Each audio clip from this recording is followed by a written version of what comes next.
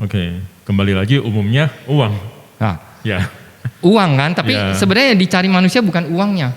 Yang dicari adalah apa? Kebahagiaan. Benar atau tidak? Setuju nggak Pak Hendra? Nah, secara mendalam kita akan bahas lebih lanjut bahwasanya kekayaan itu bukan hanya tadi aja. Kalau tadi kita bicara kekayaan dalam bentuk uang, itu adalah kekayaan untuk pemenuhan kebutuhan di jasmani aja. Okay. Yang to live ya. Okay. Kita punya uang, kita bisa beli makan, kita bisa beli pakaian, kita beli rumah dan segala hal. Namun sebenarnya kalau kita bisa memanfaatkan, kita bisa paham arti kekayaan sesungguhnya, maka kita tidak akan hanya sampai di sana. Kan gitu. Okay. Dengan kekayaan yang kita miliki, dengan kemampuan kita belajar bagaimana mengelola uang dengan baik. Ya. Kalau misalnya Anda adalah seorang direktur dari sebuah bank, tentunya Anda mempunyai impact yang beda, kan gitu ya. Saya kasih contoh aja demikian. Saya kasih contoh presiden kita dengan kita. Kalau dibanding kekayaan pengaruh presiden dengan kita, beda ya. Beda ya. Yeah. Pada saat beliau mengatakan sesuatu hal, maka itu akan segera dilaksanakan oleh satu bangsa semuanya. Kan gitu ya. Itu impactnya sangat luar biasa. Dan orang-orang tertentu yang melakukan kehidupan ini dengan maksimal, yaitu bukan hanya dari segi kehidupan jasmani, tapi kehidupan mental, kehidupan fisik, mental, spiritual, secara pemenuhan yang sangat bagus, maka ini adalah salah satu hal yang juga sangat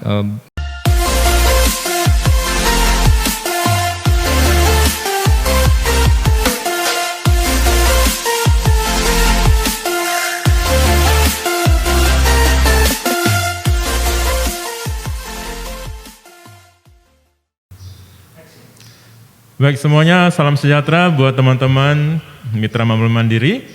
Senang hari ini bisa bertemu lagi bersama teman-teman, sekalipun kita secara virtual ya, melalui podcast pada hari ini. 45 menit ngobrol santai. Nah, tema kita hari ini sangat menarik. Setuju Pak Eri ya? Ya, benar sekali Pak Hendra. Kita sempat diskus sejenak berkaitan dengan kekayaan. Ya. Nah, selama ini saya, dulu saya punya satu pemahaman seperti begini. Ketika kita sudah diberkati materi yang berkelimpahan, itu baru dibilang kekayaan. Ya. Ketika kita sudah memiliki kekayaan yang besar, disitulah kekayaan yang banyak, disitulah kita bisa menjadi berkat bagi banyak orang. Terus saya berpikir lagi, kalau kita nunggu sampai kaya, berarti orang yang mau kita tolong, bagaimana gitu bagaimana? Ya? Apakah mereka bisa nunggu kita? Harus nunggu kita seperti itu. Nah terus saya belajar, rupanya kekayaan bukan hanya sebatas berbicara tentang materi. Ya. Nah kita akan berbicara lebih luas lagi Pak Heri. Ya. Nah sebenarnya kekayaan selain materi itu, ya kita bisa lihat dari aspek yang mana lagi Pak Heri? Ya, oke. Jadi topik hari ini topik yang sebenarnya semua orang suka ya. Oh, oke. Karena kalau kita bicara kekayaan, kaya ya, siapa sih yang nggak mau kaya kan gitu ya? Ya, okay. Siapa yang nggak mau kaya? Ayo coba tunjuk tangan siapa yang nggak mau kaya. Kalau ditanya siapa yang mau kaya, semua baru tunjuk tangan kan gitu ya. Yeah. Nah, namun karena definisi kaya yang kita selama ini mungkin kurang mendalam, sehingga yang tadi Pak Hendra sampaikan itu benar adanya. Okay. Jadi orang selalu berpikir bahwasanya kalau kaya itu hitungannya harus semata-mata, bukan harus semata-mata hanya hitungan daripada berapa uang yang kita miliki, berapa aset dan kekayaan yang harta yang kita miliki, kan demikian ya. Okay. Padahal harta manusia itu banyak. Harta manusia itu sangat banyak ya. Jadi contoh misalnya kita kan seringkali kita dengar orang mengatakan bahwasanya kesehatan adalah kekayaan yang sebenarnya. Ya, pernah dengar ya Pak Hendra? Pernah. Saya juga pernah mendengarnya dari seorang politikus yang luar biasa, Mahatma Gandhi. Ya. Beliau juga mengatakan bahwa harta yang sebenarnya itu kekayaan. Ya. Kesehatan ya. Kesehatan. Maksud saya harta yang sebenarnya itu adalah kesehatan seperti itu. Jadi memang kalau misalnya contoh kita kaya, namun mau nggak pilihannya adalah kita tuh sangat kaya. Kita adalah salah satu orang yang paling kaya di Indonesia. Namun dalam hidup kita itu keseharian dalam puluhan tahun itu kita harus berada di ranjang rumah sakit. Apa artinya kan gitu ya? Betul. Jadi oleh sebab itu hari ini kita memang mau bahas sesuatu yang lebih mendalam tentang apa kekayaan itu, sehingga kita punya definisi kekayaan yang sebenarnya itu seperti apa. Dan kenapa kita butuh mengetahui hal ini?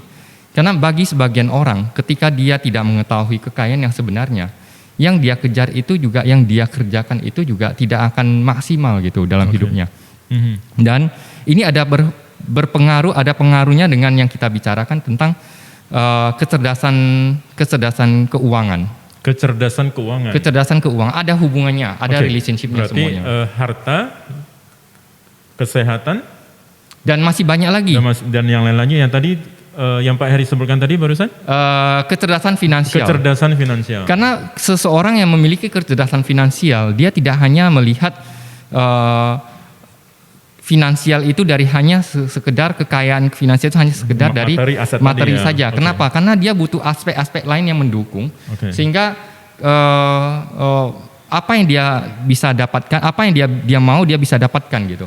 Oke, berarti aspek-aspek yang ada di dalamnya tuh apa-apa saja Pak Heri? Apa saja. Oke. Jadi untuk bisa bahas sampai di sana teman-teman, kita harus tahu dulu, selama ini kalau kita sebut kekayaan yang dikejar oleh setiap orang, kita akan harus bertanya dulu, apa tujuan kita mendapatkan semua itu? Apakah selama ini, pertanyaan lebih singkatnya adalah, apa yang kita kejar selama ini? Apa yang kita kejar selama ini? Ya, sebenarnya banyak juga Pak Heri. Banyak ya, tapi pada umumnya orang akan menjawab yang kita kejar adalah uang. Uang, benar. Umumnya. Umumnya seperti itu ya, uang. Sekalipun kita sering mendengar bahwasannya uang bukan segala-galanya. Uang bukan segala-galanya. Namun segala-galanya butuh uang. Dan uang bukanlah segala-galanya. Terus saya tiba-tiba dan benar, segalanya juga dan lebih mudah jika misalkan uang juga bisa memudahkan segalanya seperti itu. Iya. Tanpa uang banyak hal kita juga tidak bisa lakukan. Namun banyak hal ya kita juga harus sadar bahwasanya uang bukan segala-galanya. Kita dengan uang tidak bisa semuanya kita juga mau. Kan gitu ya. Sehingga kita akan masuk ke dalam satu persepsi yang lebih dalam lagi, yaitu sebenarnya kita cari itu apa? Yang dicari oleh manusia sebenarnya apa? Kalau kita bicara uang, kita bicara bahwasanya yang dicari orang itu adalah dicari oleh manusia saat ini adalah uang.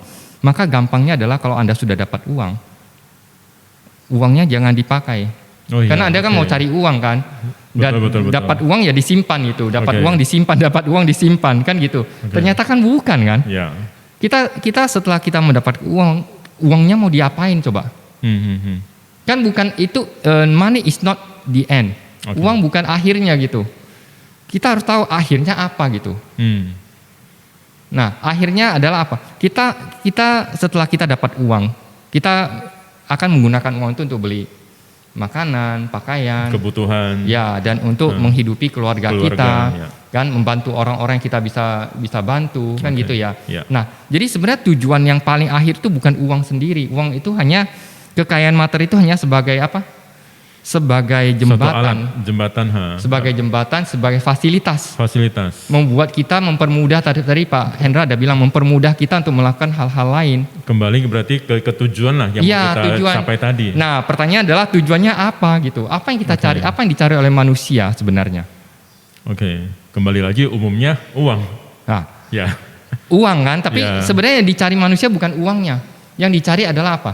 Kebahagiaan. Benar atau tidak? Setuju nggak Pak Hendra? Kan gitu ya.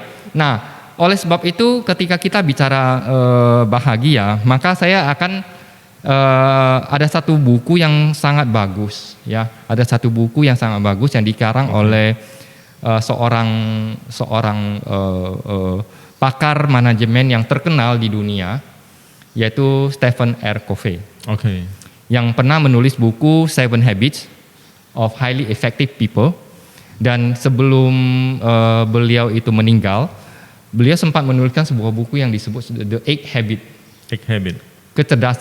Kebiasaan yang ke-8 dari manusia yang efektif. Berarti melengkapi yang 7 sebelumnya, 7 kebiasaan sebelumnya. Jadi The 8 Habit di buku yang terakhir itu beliau mengatakan bahwasanya dimensi manusia itu adalah apa? Body, mind, soul, and spirit. Ya, body, mind, body, tubuh, mind itu pikiran kita, kemudian our heart, then our spirit, our soul. Ya, jadi dia bilang adalah bahwasanya manusia itu punya dimensi yang kompleks. Jadi kalau our body kita punya kebutuhan untuk tubuh kita, yaitu apa? to live. Untuk bisa hidup, bisa survive kan gitu ya. Kita butuh apa? Kita butuh makanan, kita butuh pakaian, kita butuh tempat tinggal, butuh uang juga berlindung, lah. Ya. Untuk kebutuhan tadi. Kebutuhan itu. Nah, kemudian kebutuhan yang lain yang berhubungan dengan tubuh kita. Oke. Our mind, pikiran kita butuh apa? Kita butuh belajar. We need to learn. Kan gitu ya, untuk bisa mengisi pikiran kita, bisa mengisi wawasan kita, pengetahuan kita, dan juga kebijaksanaan dari diri kita. Kemudian our heart punya kebutuhan juga. Hati kita itu punya kebutuhan. Kehidupan mental kita punya kebutuhan. Kebutuhan apa? Kebutuhan untuk dicintai. Kan gitu ya. Kebutuhan untuk mencintai. Untuk mungkin bisa dibilang untuk dikasihi. Ya, ada orang-orang yang kita cintai, ada di samping kita, ada di orang-orang yang penuh dengan kasih. Itu akan membuat hidup kita itu ada satu pemenuhan yang sangat luar biasa. Kan gitu ya. Dan yang terakhir adalah our spirit, kebutuhannya adalah to leave a legacy. Meninggalkan sebuah warisan. Meninggalkan sebuah kebaikan, sebuah kontribusi. Nilai-nilai apa yang mau kita beri? Nilai-nilai apa yang kita tinggalkan untuk kehidupan ini. Kan gitu ya. Kenapa? Karena kalau tadi kita bilang tubuh kita itu perlu survive. Mind kita itu perlu belajar supaya kita bisa berkembang, kita bisa bertumbuh. Kemudian our heart, dia butuh mencintai. Kenapa? Karena manusia adalah makhluk sosial yang dimana dia dia adalah manusia, adalah makhluk yang bersifat memiliki relationship dengan orang lain. Dia butuh relationship yang bagus, yang sehat. Ya, dia bisa berinteraksi dengan baik dengan orang-orang di sekitar dia. Dan our soul, ya, dia punya kebutuhan apa? Dia punya kebutuhan bagaimana dia memiliki sebuah arti dalam hidup dia. Nah, kontribusi dalam hidup dia. Karena itu adalah kalau kita bicara yang lebih dalam adalah yang kita sebut sebagai nurani, kan gitu ya. Dia punya sebuah panggilan yang sangat luar biasa untuk melakukan hal-hal di atas daripada hanya skop yang lebih kecil, yaitu selama ini yang skopnya adalah ke diri sendiri. Jadi kalau tadi kita bilang kebutuhan di jasmani itu masih ego semua. Tapi ketika kita bicara our spirit, maka kebutuhannya ada itu bukan di diri sendiri lagi, tapi sudah bagaimana lebih luas lagi Pak Heri ya. Bagaimana hidup itu memiliki arti memiliki makna. Dan orang-orang seperti ini biasanya kita lihat banyak orang dia meninggalkan sesuatu untuk dunia ini. Kan gitu ya. Saya kasih satu contoh misalnya. Ya, Pak Hendra, kalau saya tanya Pak Hendra, masih ingat gak nama kakek? Nama kakek masih ingat. Ya, siapa namanya coba? Kakek dari mama saya. Ya, boleh, silakan. Chin Ki-sen. Masih hafal saya. Masih hafal ya, luar biasa. Nah, sekarang saya tanya lagi. Pak Hendra bisa sebutkan nggak nama dari papanya kakek, kita sebut apa, nenek moyang ya? Cokong. Ya. Cokong. Ya. Cokong saya namanya, nah itulah Pak Heri. Saya pun sudah nggak tahu lagi ya. Saya rasa pemirsa di rumah ataupun teman-teman yang ada di rumah, kalau kita ditanyain nama papa, kakek itu masih oke. Tapi satu generasi di atas kakek kita udah banyak yang tidak ingat lagi. Kenapa? Pertanyaan kan gitu ya. Kalau saya tanya lagi, Pak Hendra, Bapak kenal gak siapa yang menciptakan bola lampu? Thomas Alva Edison? Ya, Bapak aku kenal ya. Padahal bukan kakek buyut saya. Thomas Alva Edison tidak ada relationship sama kita, gak ada kan gitu ya. Dia bukan engkongnya kita, dia bukannya kakek moyang kita. Ya, dia ada di negara barat sana, kita di Indonesia di timur. Tapi kenapa kita masih ingat beliau? Karena itu leave a legacy. Dia punya sesuatu arti dalam hidup yang dia sampaikan sehingga orang-orang mengingat dia.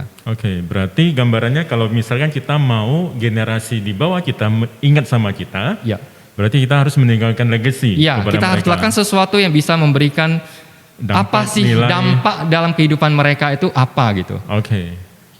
Jadi ini sangat penting sekali. Jadi nilai-nilai hidup kita itu sebuah pemenuhan yang tertinggi dalam kehidupan seorang manusia. Oke. Nah, jadi kalau kita sudah bicara tentang itu, maka secara mendalam kita akan bahas lebih lanjut bahwasanya kekayaan itu bukan hanya tadi aja.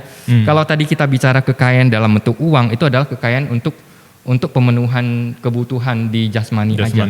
Yang to live ya. Kita punya uang, kita bisa beli makan, kita bisa beli pakaian, kita beli rumah dan segala hal. Namun sebenarnya kalau kita bisa memanfaatkan, kita bisa paham arti kekayaan sesungguhnya, maka kita tidak akan hanya sampai di sana.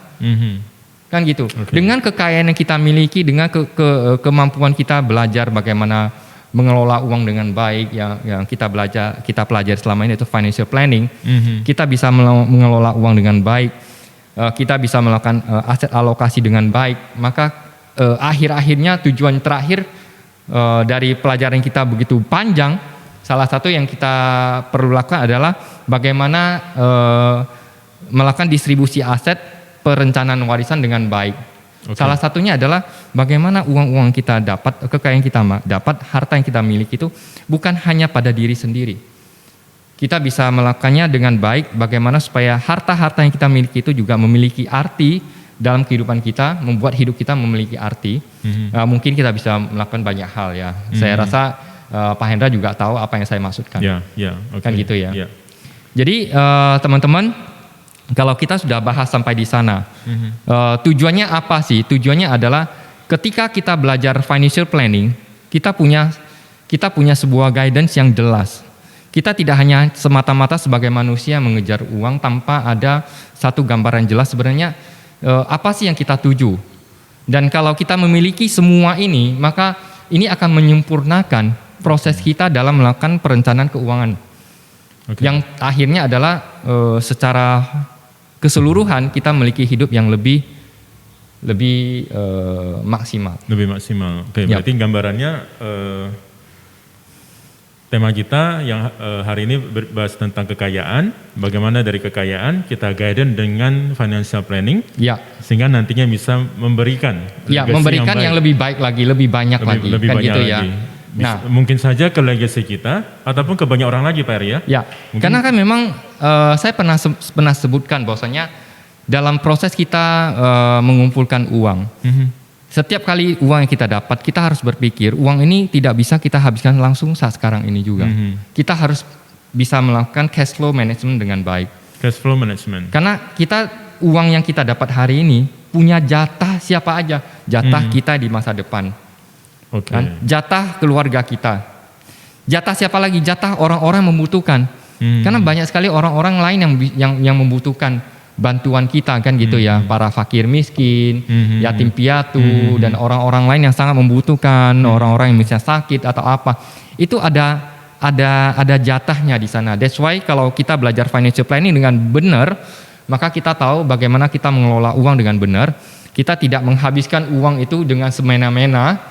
Dan kita bisa mengatur dalam kehidupan itu sehingga keuangan yang kita dapatkan, apa yang kita dapatkan selama ini, itu bisa menghasilkan suatu kehidupan yang maksimal untuk diri kita, baik hanya dari segi kehidupan jasmani, tapi juga bukan hanya jasmani, tapi secara mental, secara spiritual itu terjadi pemenuhan yang seimbang.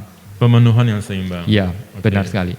Nah, oleh sebab itu teman-teman, hari ini kita akan bahas lebih lanjut, yaitu tentang kekayaan sebenarnya itu apa. Nah, kekayaan sebenarnya. Jadi, ini yang menarik ya. Ini yang menarik Pak Eri. Berarti satu sisi materi, ya memang itu termasuk bagiannya. Kekayaan, ya benar. Kekayaan materi. Bagiannya, tapi kita akan sama-sama kupas lagi Pak Eri. Lebih dalam ya. Lebih luas lagi. Selain materi. Selain materi. Jadi materi kita sebut adalah kehidupan materi, itu ada kekayaan materi adalah kita sebut sebagai economic wealth. Economic wealth. Jadi itu kekayaan yang berupa ya pasti ada uang, materi, rumah, mobil dan segala hal. Aset kan gitu ya. Untuk kebutuhan jasmani kita. Namun selain itu kita juga punya yang namanya kekayaan fisik. Kekayaan fisik. Physical wealth. Nah, teman-teman tadi kita ada sebut sebuah istilah, kesehatan adalah kekayaan yang paling kekayaan yang paling sebenarnya. Harta yang sebenarnya. Harta yang sebenarnya kan gitu ya. Nah, artinya adalah kita harus tahu bahwasanya betapa kesehatan itu sangat dibutuhkan. Ya, walaupun kita punya kekayaan materi yang banyak pun, kalau kita sakit tidak ada gunanya, tidak ada manfaatnya kan gitu ya. Betul. Nah, orang-orang selama ini tidak terlalu perhatikan dalam hal ini. Padahal kita tahu bahwasanya, saya ambil contoh misalnya kalau kita sampai kehilangan kaki, ya. Anda pernah dengar gak Pak Hendra? Itu orang-orang kaya yang sempat kehilangan kaki, terpaksa mereka harus memesan kaki palsu. Yang harganya itu, waduh, luar biasa ya, puluhan miliar bisa habis.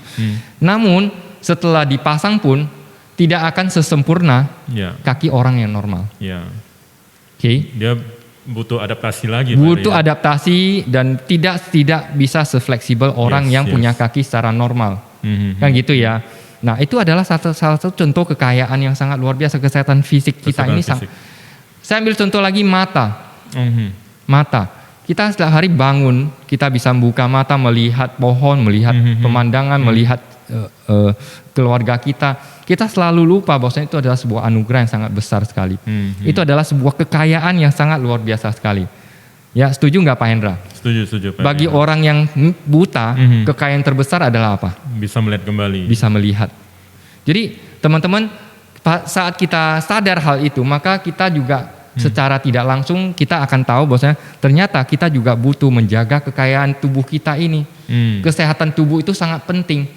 Karena bayangkan banyak sekali kita ceritakan di sini kan, kenapa orang mau beli asuransi kesehatan? Kan? Orang kalau sudah namanya sakit, bayar berapapun dia pasti akan keluarkan. Dan kalau dia tidak punya asuransi, itulah yang menghasilkan yang namanya apa yang sudah dia dapatkan dia habisin hanya untuk mendapatkan kesehatan kembali. Padahal semasa hidup tanpa pengetahuan seperti ini, dia akan tidak peduli dengan kesehatan dia. Dan setelah uang dia miliki, dia harus habisin untuk kesehatan. Jadi apa gunanya kan gitu ya. Jadi hari ini kita belajar, kita tahu bahwa salah satu kekayaan dari manusia adalah kesehatan ataupun kekayaan fisik. Physical wealth. Kekayaan fisik. Ya, sementara kita lihat banyak di luar sana yang tidak sesempurna kita lah Pak tidak benar. Sesempurna kita. Satu sisi ya seperti yang kita sering tadi, ya mereka yang tidak bisa melihat, kerinduan mereka paling dalam bisa melihat seperti itu. Benar. Ya. Jadi itu yang kedua ya, tentang kekayaan. Yang kedua. Kekayaan ketiga adalah apa? Kekayaan tentang kekayaan pengetahuan. Dan kebijaksanaan, knowledge and wisdom. Nah, itu adalah sebuah kekayaan, teman-teman. Jadi kekayaan pengetahuan itu, kekayaan ilmu itu adalah sebuah kekayaan. That's why sekarang ini juga ada satu kita sebut sebagai kekayaan intelektual yang dijaga ya dengan undang-undang yang disebut undang-undang hak cipta, di mana hasil-hasil karya orang itu tidak boleh sembarang digunakan, dipakai kan gitu ya, harus ada izinnya gitu. Anda kalau buat lagu itu, lagu yang Anda mau pakai itu harus ada izin dari pencipta lagunya kan gitu ya. Nah, begitu juga karya-karya seni dan segala hal itu punya hak ciptanya.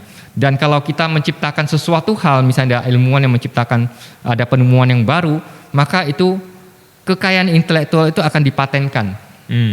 Kan gitu ya, akan dipatenkan. Ada dihukum, ada dilindungi secara hukum gitu, secara legal kan gitu ya. Nah, itu adalah kekayaan tentang ilmu, pengetahuan, keahlian, pengalaman ya. Jadi manusia itu dalam hidup itu, dalam proses itu akan mendapatkan kekayaan seperti ini juga.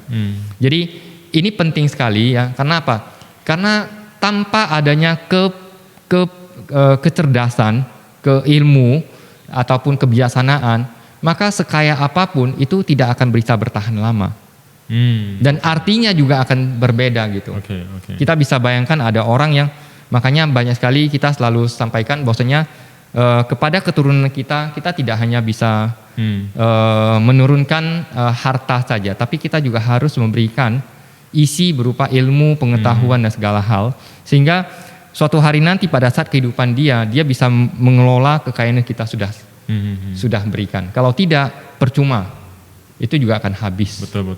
Kan gitu ya. Ada skill yang kita tinggalkan, Benar. supaya mereka bisa mengelolanya lebih baik Dengan baik. dibandingkan dengan kita sebelumnya Benar. malah. Dan dia juga secara tidak langsung akan memiliki kehidupan yang lebih bagus ya. Lebih bagus, Kenapa?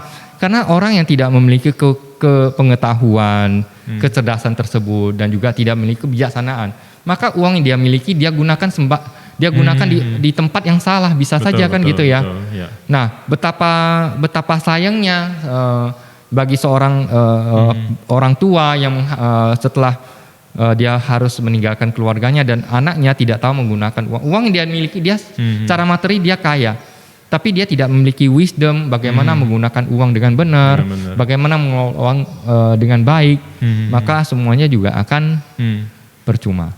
Iya. Ya, ini kekayaan ketiga. Oke. Pengetahuan dan kebijaksanaan. Nah, kekayaan keempat yang kita bisa pelajari ya, yaitu kekayaan apa? Kekayaan mental. Kekayaan mental. Yes. Ini juga penting Pak Hendra. Oke. Kenapa? Orang banyak yang secara fisik itu tidak ada kekurangan. Oke. Tidak ada kekurangan utuh. Mata bisa melihat, kaki tangan bisa bergerak, kan? Namun kurangnya di apa? Kurangnya dari segi kesehatan mental. Kesehatan mental. Kesehatan mental itu bukan hanya bicara kalau kita melihat seorang itu misalnya gila atau apa ya, kalau itu sudah jelas sekali ya. Orang yang gila itu secara fisik tidak ada kurang apapun, tapi kenapa hidupnya tidak normal? Karena memang dia tidak bisa berpikir secara normal, kan gitu. Ada kerusakan di mental dia. Mentalnya, okay. Nah, tapi anyway teman-teman, kita harus belajar hal ini, penting sekali. Kenapa? Karena saat sekarang ini banyak sekali orang yang secara mental itu mengalami sakit yang dia tidak sadari. Okay. Terutama di negara-negara, di kota-kota yang maju, negara-negara yang maju, itu banyak sekali orang yang dalam kehidupan dalam kondisi stres. Apalagi seperti sekarang ini kita tahu bahwasanya dengan adanya pandemi COVID-19 terjadi, itu banyak sekali orang yang stres. Terakhir saya dapat kabar di berita, yaitu ada di beberapa negara sekarang ini yang kondisinya tingkat bunuh dirinya itu meningkat sekali, meningkat drastis. Nah, sampai ada call center khusus untuk menangani orang yang bunuh diri. Jadi ini adalah masalah kesehatan mental. Nah, kekayaan mental ini sangat penting sekali. Seorang dalam kehidupan dia harus punya kesehatan mental yang bagus. Ya. Dia harus bisa hidup bebas dari ketakutan, kekhawatiran, apalagi tekanan, ya. Itu adalah semua energi, emosi yang bersifat negatif. Oke. Nah, sebaliknya seseorang yang punya kesehatan mental yang baik, kekayaan mental yang baik itu emosi positif, yaitu dicintai, bisa mencintai, bisa punya rasa syukur, rasa optimis. Kemudian sehingga dengan seperti ini energi akan menimbulkan mental yang saya akan menimbulkan kreativitas dalam hidup dia bisa berkarya. Jadi kesehatan mental, kekayaan mental itu sangat penting sekali. Bahkan hidupnya juga bisa menjadi berkat bagi banyak orang. Benar. Itu karena apa? Karena kesehatan mentalnya itu yang luar biasa. Nah, saya pernah baca di medsos bahwasannya ada seorang yang tukang parkir atau tukang kebersihan lah di negara barat Pak Heri. Nah, suatu ketika dia menang lotre, menang undian, ya katakan misalnya 10M misalkan, atau mungkin lebih lah seperti itu. Terus dia menikmati hidupnya. Menikmati hidupnya, setelah 10M itu selesai, habis, dia back to job dia yang awal. Nah, apakah ini juga sebagai contoh? Ya, itu satu contoh. Artinya orang ini tiba-tiba kaya secara materi, tapi dia tidak diimbangi dengan kekayaan pengetahuan. Dia tadi ya. Ya, pengetahuan ya. Jadi pengetahuan dan kebijaksanaan itu tidak dia miliki. Artinya adalah itulah contoh yang sangat jelas. Terakhir kekayaan materi dia juga tidak akan bertahan. Ya, jadi sama semuanya ini terkait. So teman-teman, kita akan belajar kekayaan itu secara utuh itu sebenarnya apa saja gitu. Yang hari ini kita bahas kan gitu ya. Dan semuanya tuh, semua aspek berarti ada satu ikatan lah Pak Eri. Berkaitan satu sama lain. Jadi kekayaan itu bukan hanya dari segi materi, tapi banyak aspek, semua aspek kehidupan seperti kita. dari intelektual, kesehatan, mental, seperti itu. Benar sekali. Kita lihat ya memang benar sih, banyak yang OKB lah kita lihat Pak Eri. Yang OKB, tapi mentalnya juga kasihan ya kadang-kadang ya. Satu sisi kita kasihan, satu sisi kita juga gerem ya. Seperti itu. Satu sisi kita hanya bisa mendoakannya. Ya.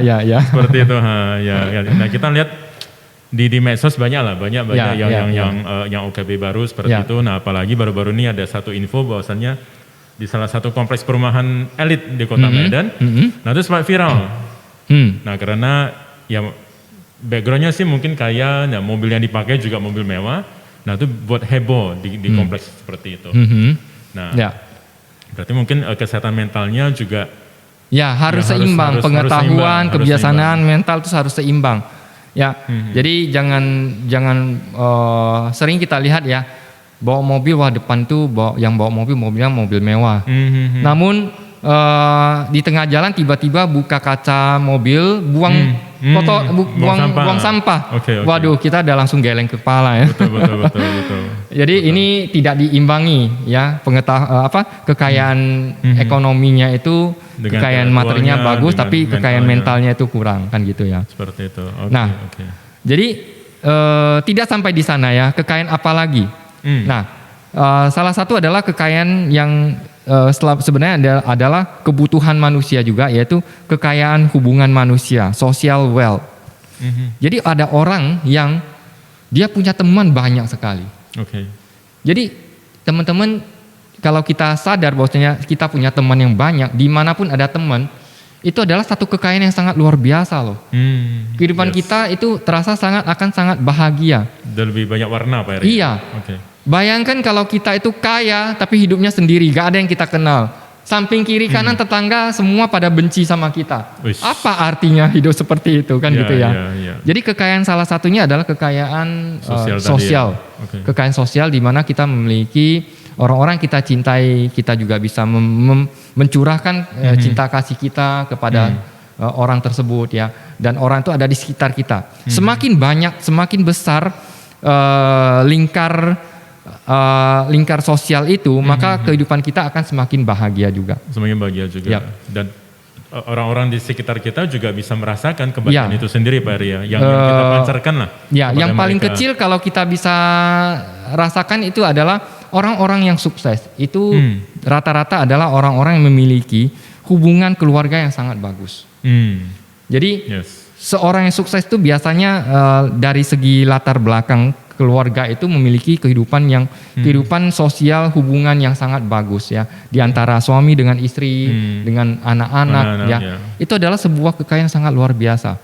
Sehingga ketika dia memiliki kekayaan yang lain, pemenuhannya itu akan sangat terasa terpenuhi dengan sebesar-besarnya. Kan gitu ya. Nah,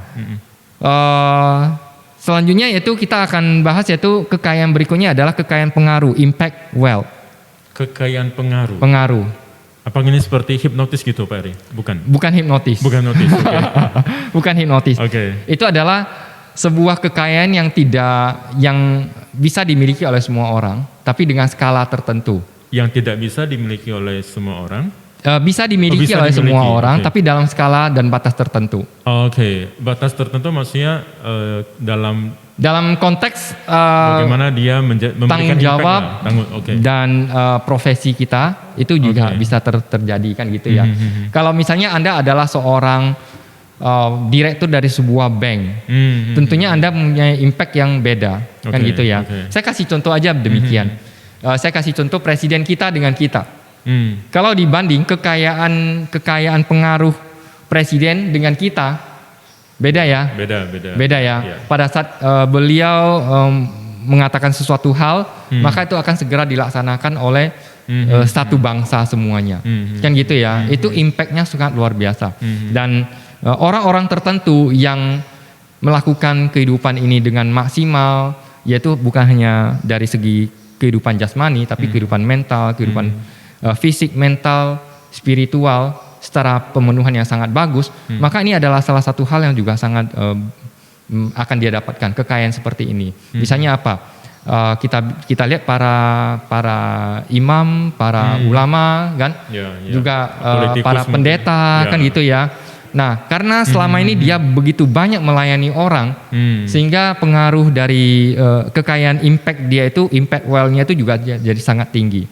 Sehingga kenapa kita butuh impact wealth yang besar, kekayaan pengaruh? Karena dari satu sisi seperti itu kita bisa memberikan pengaruh. Baik itu pengaruh yang baik dan buruk ya, tapi dalam hal ini kita bahas adalah pengaruh yang baik kan gitu ya. Positif berarti Pak Heri. Makanya teman-teman, kalau kita adalah seorang selebriti contoh ya, itu kan orang yang punya impact wealth-nya tinggi sekali dibanding dengan kita kan gitu ya. Dia ngomong apa saja orang dengar gitu. Dia lakukan apa saja di sosial media orang lihat gitu. Dan sudah banyak yang ikut juga. Dia bisa membawakan tren. Nah, orang-orang seperti ini memiliki kekayaan impact yang tinggi sekali. Nah, kalau dia bisa gunakan secara benar, maka hasilnya juga sangat luar biasa. Pengaruhnya ke apa? Kita tahu sekarang ini impact wealth itu begitu tinggi sekali pengaruhnya. Para sosialita yang ada di Instagram ya, kemudian di sosial media semuanya itu kan banyak sekali dari sana justru mendapatkan kekayaan yang sangat besar secara materi. Dia endorse salah satu produk saja, sebentar aja sudah produknya udah booming dan dia dibayarkan untuk itu kan. So teman-teman, impact wealth itu adalah salah satu jenis kekayaan yang bisa mempengaruhi kekayaan yang lainnya juga. Berarti boleh dibilang Pak Heri, kita juga harus sembari mencari mentor lah ya. Ya, mentor, kita harus pasti ya, di semua hal kita yang baik. Yang bisa kita ambil apa yang beliau lakukan, impactnya ke kehidupan kita itu seperti apa? Ya, setuju. Nah, cuma apakah Pak Heri juga setuju? Contoh misalkan kita sudah punya seorang mentor, kita sudah punya seorang figur yang kita anggap beliau bisa menggadang saya. Nah, apakah Pak Heri setuju kita tidak boleh terlalu mengkultuskan dia? Mengkultuskan. Ibaratnya sampai mendewakan lah. Ya, saya setuju sekali ya. Jadi artinya adalah kita juga harus punya sebuah pola sendiri. Kita bisa belajar dari orang lain, tapi kita juga harus punya prinsip diri sendiri. Bagaimana? Karena apapun ceritanya adalah kehidupan orang lain tidak bisa sepenuhnya kita contoh. Karena setiap orang itu unik. Saya percaya bahwasanya penciptaan yang maha kuasa untuk setiap manusia itu ada artinya masing-masing. Tidak akan sama persis. Kan gitu ya. Kita punya tujuan yang berbeda-beda di dunia ini. Kita punya pengaruh yang kalau kita maksimalkan akan memberikan hal-hal yang positif yang banyak, tapi dari segi yang berbeda gitu. Contoh seorang musisi, kan gitu ya. Seorang pelukis dengan seorang ekonom, dengan seorang dokter, itu kan dia memiliki tujuan yang sama, yaitu mencari kebahagiaan, bagaimana memberikan leave a legacy, tapi dari sudut yang berbeda, sehingga dunia ini bisa saling melengkapi. Anda tidak bisa melihat terkagum pada seorang dokter dan Anda jadi dokter. Bisa saja Anda jadi dokter, tapi harus Anda tanyakan pada diri Anda, apakah memang itu voice Anda, itu suara Anda. Kan gitu ya. Benar. Saya suka, saya respect dengan seorang dokter. Terus gara-gara beliau saya belajar jadi dokter. Saya pikir yang takut mungkin nanti pasien nggak berani cari saya malah. Jadi kita harus memang mendengar suara hati kita. Seperti itu. Yang terakhir nih, kekayaan terakhir adalah kekayaan spiritual. Itu adalah kekayaan pemenuhan yang tertinggi. Kekuatan pemenuhan yang tertinggi. Jadi artinya adalah semua kekayaan yang ada yang kita sebut di atas itu semua yang sebelumnya kita sebut ini akan menjadi terpenuhi dengan adanya kehidupan spiritual yang kekayaan spiritual yang tinggi. Kenapa? Karena semua itu akan ada pengaruhnya terakhir adalah ke spiritual kita. Nah, kebahagiaan tertinggi juga ada di kehidupan spiritual. Jadi kalau kita mau bicara kekayaan tertinggi seperti di bukunya Stephen Covey yang terakhir yaitu The 8 Habit, beliau ada menyebutkan the voice. The voice. The voice. The voice ada arti kata-kata suara dalam hati suara kita. hati. Nah, itu adalah adalah yang tertinggi. Jadi ketika seorang sudah mencapai semuanya, kita bisa lihat banyak sekali contoh orang-orang di dunia ini yang ketika dia sudah dapat semuanya, kekayaan materi tidak perlu dihitung lagi karena memang udah gak bisa dihitung. Kan ada banyak orang seperti demikian ya. Kekayaan impact, dia bicara di depan orang dengar gitu. Pengaruhnya sangat besar sekali. Dia ngomong A, orang oh ya benar. Dia ngomong B, orang juga bilang benar gitu. Nah, kekayaan apa lagi? Pengetahuan luar biasa. Kesehatan dia juga jaga. Kesehatan mental dia juga bagus. Namun terakhir, pemenuhan tertinggi dari setiap manusia itu adalah bagaimana voice dia mengatakan apa yang dia harus lakukan. Makanya What the next? Ya, what the next kan gitu ya. Kalau Anda sudah punya kekayaan itu luar biasa, tidak harta sudah tidak bisa dihitung lagi kan gitu ya. Anda harus apa gitu? Ibaratnya ketika sampai ke satu posisi uang sudah tidak jadi masalah. Ya. Waktu sudah nggak jadi masalah. Ya, benar. Terus masalahnya impact yang selanjutnya yang mau kita berikan itu kepada orang lain kan itu gitu apa? Ya. Ya. Itu. Apalagi yang dia cari dalam hidup ini kan apalagi, gitu ya. Ya apalagi nah, yang besar ini. Inilah yang kita sebut kehidupan spiritual, kekayaan spiritual. Makanya sekarang ini banyak orang-orang yang sangat-sangat kaya itu tidak sampai harus kaya sekali ya, tapi banyak sekali kita sebut dalam istilah umum adalah filantropi. Orang-orang yang mendedikasikan hidup dia, kekayaan dia, sebagian besar kekayaan dia untuk apa? Untuk melakukan hal-hal lain yang bisa membantu orang, memberikan impact pada orang banyak. Yap. Jadi itu kenapa bisa terjadi seperti itu? Yaitu karena yang tertinggi adalah kekayaan spiritual. Nah, so teman-teman, pertanyaan adalah kenapa kita belajar hal ini hari ini? Yaitu karena ini ada pengaruhnya dengan yang namanya financial planning. Kita dengan bisa belajar kekayaan secara penuh, maka kita tahu bagaimana kita bisa mengelola uang kita dengan bijaksana, dan kita tahu arah tujuan hidup kita dengan jelas, sehingga dalam pengelolaan keuangan itu juga arahnya jelas. Kalau tidak, arah kita tidak jelas. Kan gitu ya, seperti tadi kita udah sampaikan sangat banyak di depan. Kalau tidak ada kejelasan yang clear, maka kita carinya hanya uang saja gitu. Dan nanti bisa jadi apa kan gitu ya. Seperti itu. Berarti selain yang tadi kekayaan, mental, terus ya jasmani kita, spiritual kita akan menjadi lebih lengkap lah dalam tanda petik Pak Heri ketika kita mengkaitkannya, menggandengkannya dengan kecerdasan finansial yang bisa kita pahami, kayaknya kita bisa pelajari. Benar. Supaya balik lagi hidup kita juga bisa memberikan dampak yang lebih positif lagi kepada banyak orang. Setuju. Seperti itu. Berarti kita tahu bahwasannya kesehatan yang selain materi tadi, kita juga harus mengetahui kesehatan. Financial planning.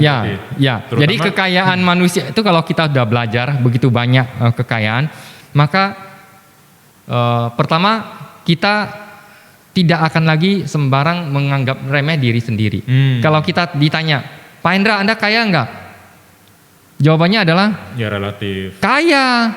Jawabannya harus kaya. Kenapa? Harus afirmasi dulu berarti. Iya, kaya. Kenapa? Karena banyak sekali kan aspeknya kan. Kesehatan Anda itu kan kekayaan itu. Padahal tadi baru kita bahas, Pak ya. Iya, udah lupa. Kenapa? Karena memang fokusnya manusia itu selalu ke materi saja. Ke uang, hanya ke materi gitu. Anda kaya nggak kaya gitu.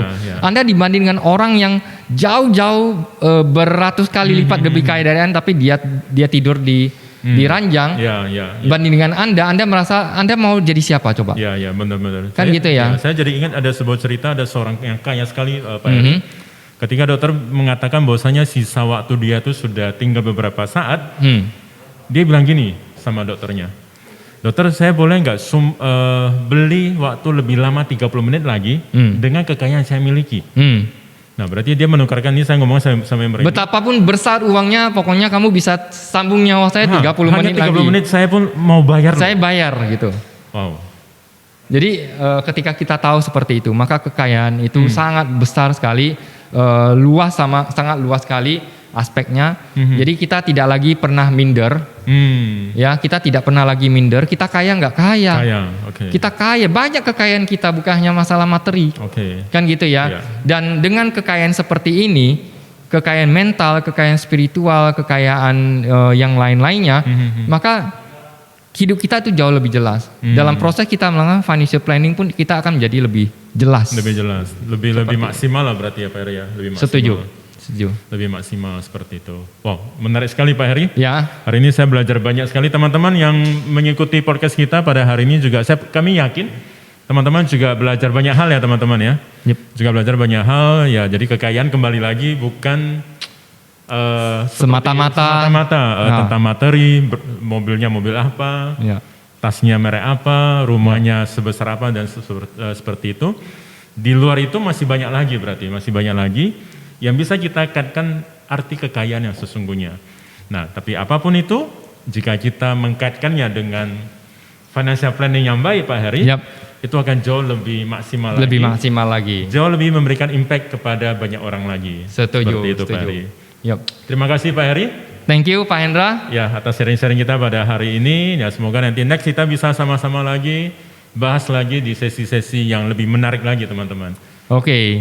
Thank you Pak Heri. Thank you Pak Hendra. Teman-teman Sampai semuanya. jumpa teman-teman semuanya. Oke.